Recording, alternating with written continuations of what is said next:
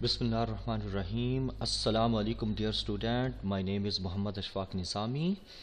और dear student, आज हम कंटिन्यू करने जा रहे हैं चैप्टर नंबर 5 का third lecture, which is about discovery of neutron. और इससे पहले आपने बहुत डिटेल में समझा था डिस्कवरी ऑफ प्रोटॉन और डिस्कवरी ऑफ इलेक्ट्रॉन के बारे में।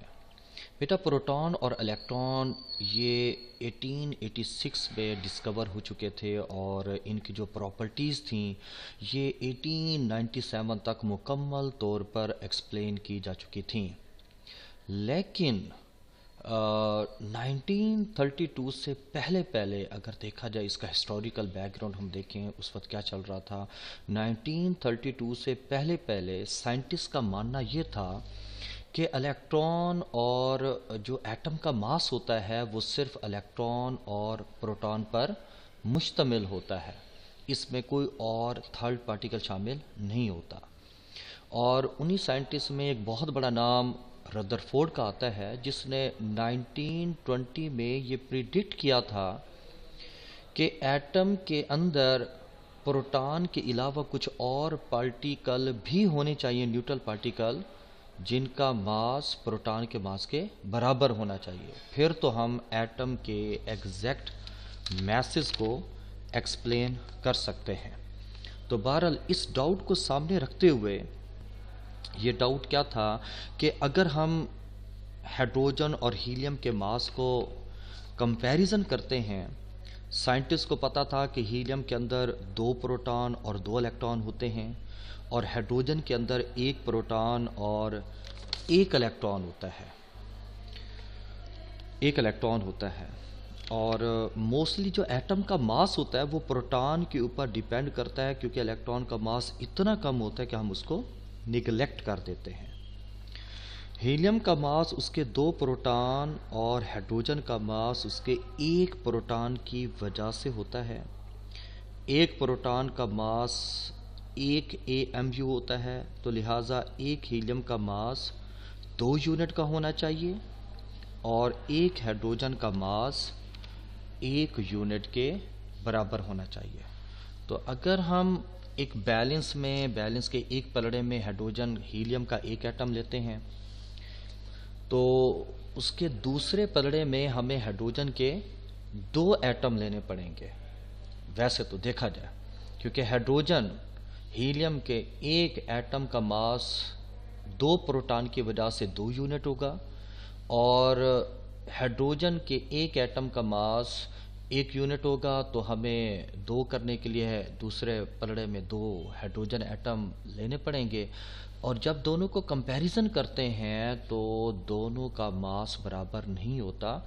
हीलियम का मास हाइड्रोजन के मास से ज़्यादा होता है और अगर हम हाइड्रोजन वाले पलड़े में हाइड्रोजन की तादाद को 2 से बढ़ाकर 4 कर देते हैं, तो तब 4 हाइड्रोजन का जो मास होगा वो 1 हीलियम के मास के बराबर होगा। अब यहाँ पर प्रॉब्लम तो ये चल रहा है कि 4 हाइड्रोजन का मास 4 यूनिट के बराबर है, 4 यूनिट होगा और 1 हीलियम का मास 2 यूनिट होगा। तो ये जो हीलियम का एक्स्ट्रा मास है ये कहाँ से आ रहा होता है? आज हमें इसका पता है कि हीलियम के न्यूक्लियस में 2 प्रोटॉन के अलावा 2 न्यूट्रॉन होते हैं, जिसकी वजह से 1 हीलियम का जो एटम होता है वो 4 हाइड्रोजन के एटम के मास के बराबर हो रहा होता है। तो इन्हीं चीज़ों को सामने रखते हुए जेम्स चैडविक ने 1932 में न्यूट्रॉन को डिस्कवर किया और इसको नोबेल प्राइज़ दिया गया था इन 1935 में। और ये एक्सपेरिमेंट क्या था? इस एक्सपेरिमेंट को सामने रखते हुए हम देखते हैं कि उसने एक टारगेट एलिमेंट लिया, बेरिलियम, और इस मेटल के ऊपर उसने अल्फ़ा पार्टिकल को बम्बार्ड किया। और इस अल्फ़ा पार्टिकल का सोर्स क्या था? इस अल्फ़ा पार्टिकल का सोर्स था पोलोनियम। कुछ इस तरीके से हमें ये डायग्राम यहाँ पर दिखाई दे रही है बेटा। अगर हम यहाँ पर देखें कि जो हमारा सोर्स है वो क्या है, पोलोनियम है। इस पोलोनियम के अंदर में से अल्फ़ा पार्टिकल्स निकलते हैं और ये जो अल्फ़ा पार्टिकल्स होते हैं ये सामने पड़ी इस बेरिलियम मेटल के साथ टकराते हैं और इसके टकराने पर इस बेरिलियम में से कुछ और रेज निकलती हैं, कुछ और पार्टिकल्स निकलते हैं। जेम्स चैडविक के अकॉर्डिंग वैसे ये निकलने वाले जो पार्टिकल होंगे या तो ये पॉजिटिव चार्ज होंगे या फिर नेगेटिव चार्ज होंगे, क्योंकि उस दौर में सिर्फ यही पता था कि एटम के टूटने पर पॉजिटिव या फिर नेगेटिव पार्टिकल इमिट होते हैं, प्रोटॉन या फिर इलेक्ट्रॉन। जब उसने इन निकलने वाले पार्टिकल के चार्ज को डिटरमिन करने के लिए इसके सामने चार्ज डिटेक्टर रखा। चार्ज डिटेक्टर का काम क्या होता है, ये डिटेक्ट करता है कि आने वाले पार्टिकल पे कौन सा चार्ज है, पॉजिटिव है या नेगेटिव है। तो चार्ज डिटेक्टर इन आने वाले पार्टिकल का चार्ज ज़ीरो शो करता है और यानी ये रेज, ये पार्टिकल अपने ऊपर किसी किस्म का चार्ज नहीं रखती। जो चार्ज नहीं रखते हम उनको क्या बोलते हैं, न्यूट्रल बोलते हैं। तो जेम्स चैडविक ने इन आने वाले पार्टिकल्स को जिनके ऊपर किसी किस्म का चार्ज नहीं था, इनको न्यूट्रॉन का नाम दिया। चले आते हैं जी आप इसकी इक्वेशन की तरफ। आपको पता है जो पोलोनियम है ये अल्फ़ा रेस को मिट कर रहा होता है, अल्फ़ा पार्टिकल को मिट कर रहा होता है जो कि हीलियम इन न्यूक्लियर होते हैं। इनका मास 4 और एटॉमिक नंबर 2 होता है और इसको हम बेरिलियम मेटल के साथ बम्बार्ड कर रहे होते हैं जिसका मास 9 और एटॉमिक नंबर कितना बेटा 4। और जब ये अल्फ़ा पार्टिकल बेरिलियम के साथ टकराती हैं तो इस बेरिलियम में से न्यूट्रॉन को इजेक्ट करती हैं, न्यूट्रॉन को निकाल देती हैं जिसका मास 1 होता है और इसके ऊपर किसी किस्म का चार्ज नहीं होता। अगर हम इसको अच्छी तरीके से इक्वेशन को समझना चाहते तो आपने कुछ यूँ देखना है कि मास टोटल कितना हो रहा है हीलियम और बेरिलियम का, 9 + 4 ये कितना हो जाएगा 13। इसमें से एक मास तो न्यूट्रॉन की शक्ल में निकल गया तो बाकी जो बचेगा वो कितना होगा 12। और इसी तरह यहाँ पर एटॉमिक नंबर 4 + 2 कितना हो जाएगा 6। यहाँ पर तो इसका 0 है तो लिहाजा जो 6 यहाँ पर हम राइट कर रहे होते हैं तो 6 एटॉमिक नंबर है। इस एटॉमिक नंबर में हमारे पास कार्बन का एलिमेंट मौजूद होता है। तो जब हम अल्फ़ा पार्टिकल को बेरिलियम के साथ बम्बार्ड करते हैं तो न्यूक्लियर चेंज आता है। इसके नतीजे में जो बेरिलियम होता है ये खुद को कन्वर्ट कर देता है कार्बन 12 के अंदर। नेक्स्ट इसके बाद हमारे पास कुछ इसकी जो प्रॉपर्टीज़ हैं, अगर प्रॉपर्टीज़ से पहले हम देख लेते हैं ये जो प्रोसेस किया जा रहा था जो जेम्स चैडविक ने परफॉर्म किया था ये सिंपली आर्टिफिशियल रेडियोएक्टिविटी प्रोसेस कहलाता है। और ये एक ऐसा फिनोमिना होता है जिसमें हम लाइटर एलिमेंट को बम्बार्ड करते हैं किसके साथ, रेडिएशन के साथ, और उसके नतीजे में एक न्यूक्लियर चेंज आ रहा होता है।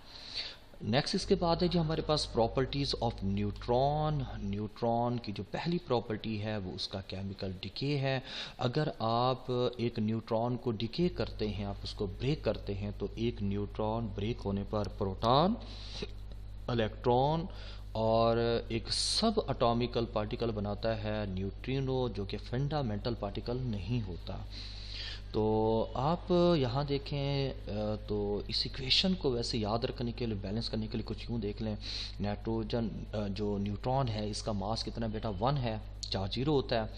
तो 1 इस हिसाब से ऊपर प्रोटॉन के ऊपर 1 और इलेक्ट्रॉन के ऊपर 0 और यहाँ पर भी 0 होगा। तो ये जब टोटल करेंगे तो ये कितना हो जाएगा 1 हो जाएगा। और नीचे क्या बेटा 0 है तो प्रोटॉन का चार्ज +1 है, इलेक्ट्रॉन का चार्ज -1 है। ये वैसे ही न्यूट्रिनो 0 होता है तो प्लस माइनस एक दूसरे को क्या कर देगा 0 कैंसिल आउट करके 0 के बराबर कर देगा। तो ये सारे का सारा 0 हो गया। तो इस तरह हमारी जो इक्वेशन होती है रिएक्टर प्रोडक्ट ये चार्ज के हिसाब से बैलेंस हो रही होती है। तो आपने याद क्या रखना है कि जब भी एक न्यूट्रॉन को ब्रेक करेंगे तो उससे प्रोटॉन, इलेक्ट्रॉन और न्यूट्रिनो निकलेंगे, या एक जो न्यूट्रॉन होता है वो इन 3 पार्टिकल का मजमुआ होता है। नेक्स्ट इसके बाद है जी क्या न्यूट्रॉन गैसेस सैंपल को आयोनाइज कर सकती हैं? तो न्यूट्रॉन जब गैशियस सैंपल के साथ बम्बार्ड की जाती हैं तो उनको आयोनाइज नहीं करती, क्योंकि न्यूट्रॉन के ऊपर किसी किस्म का चार्ज नहीं होता। और इसके अलावा ये जो न्यूट्रॉन्स होते हैं ये हाईली पेनिट्रेटिंग पार्टिकल्स होते हैं। जब न्यूट्रॉन के रास्ते में हम पैराफिन रख दें, वाटर या पेपर या फिर सेलुलोज को प्लेस कर दें, तो जब न्यूट्रॉन इन सैंपल के साथ टकराते हैं तो इन पे मौजूद एटम के न्यूक्लियस में से प्रोटॉन को बेटा एक्सपेल कर देते हैं।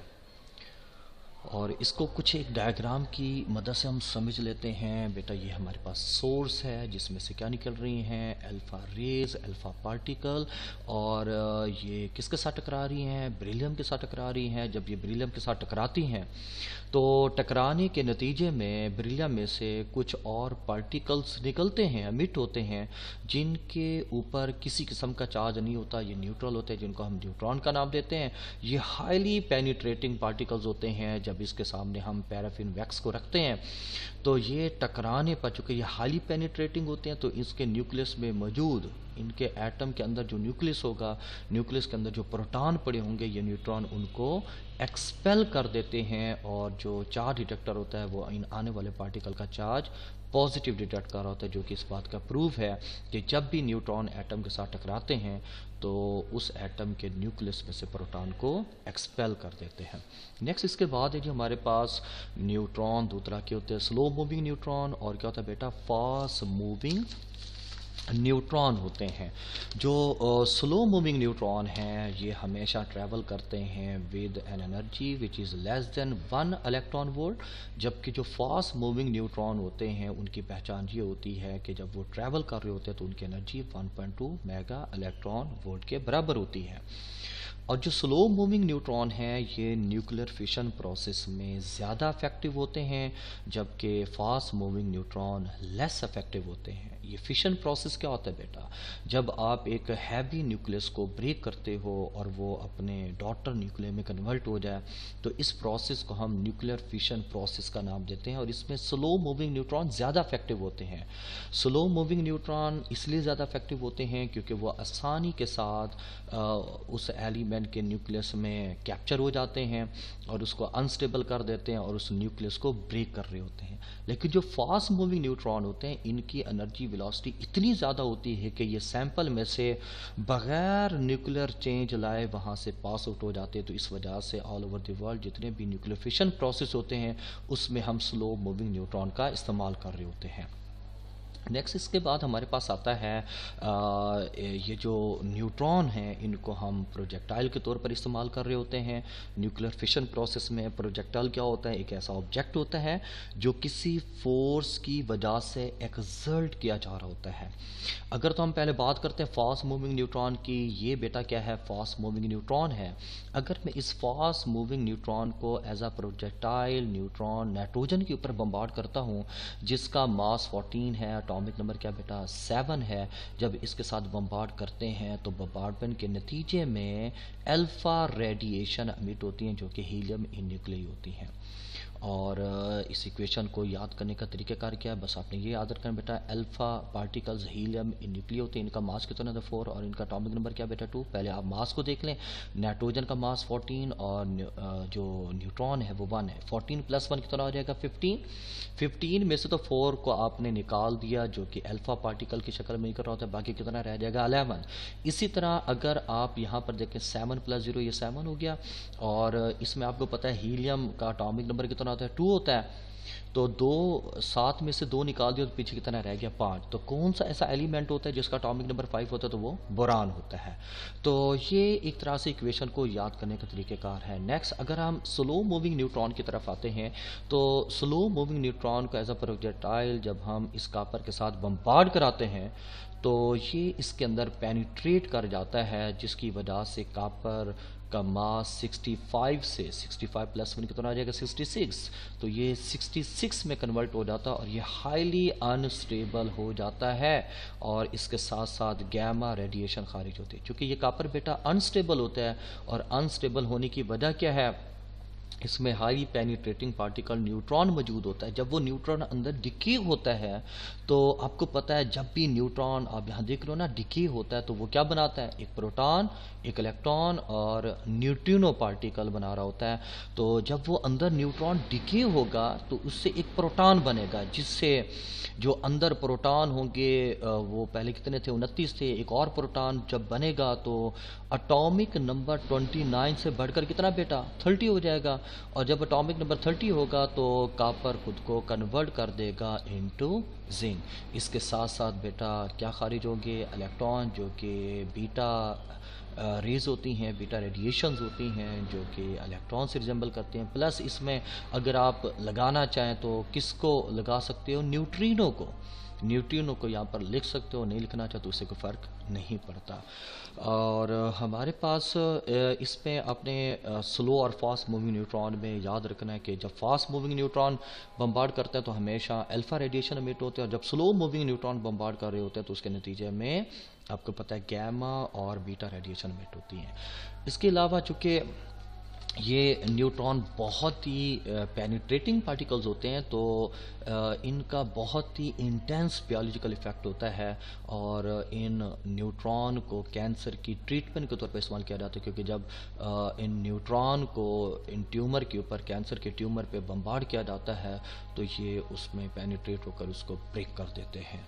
और इसके बाद अगर आप देखें तो हमारे पास जो चार्ज है, क्या बेटा जो चार्ज है, चार्ज की जो इन्फॉर्मेशन है वो इस टेबल के अंदर हम देख लेते हैं। जो अब तक हमने पढ़ा, हमने इलेक्ट्रॉन की डिस्कवरी, प्रोटॉन और न्यूट्रॉन की डिस्कवरी को डिस्कस किया। तो ओवरऑल हमने देखा प्रोटॉन के ऊपर चार्ज कितना होता है +1 और मास कितना होता है 1, और ये दोनों ये किसके अंदर मौजूद होता है जी, न्यूक्लियस के अंदर प्रोटॉन। इसी तरह जो न्यूट्रॉन है इसके ऊपर कुछ चार्ज नहीं होता, मास कितना है जी 1, और इसकी जो प्लेसमेंट है ये भी न्यूक्लियस के अंदर होती है। इलेक्ट्रॉन -1 चार्ज होता है और इसका मास का होता है बेटा 0 होता है, और ये न्यूक्लियस के बाहर सर्कुलर ऑर्बिट होते हैं, उनके अंदर ये रिवॉल्व कर रहे होते हैं। तो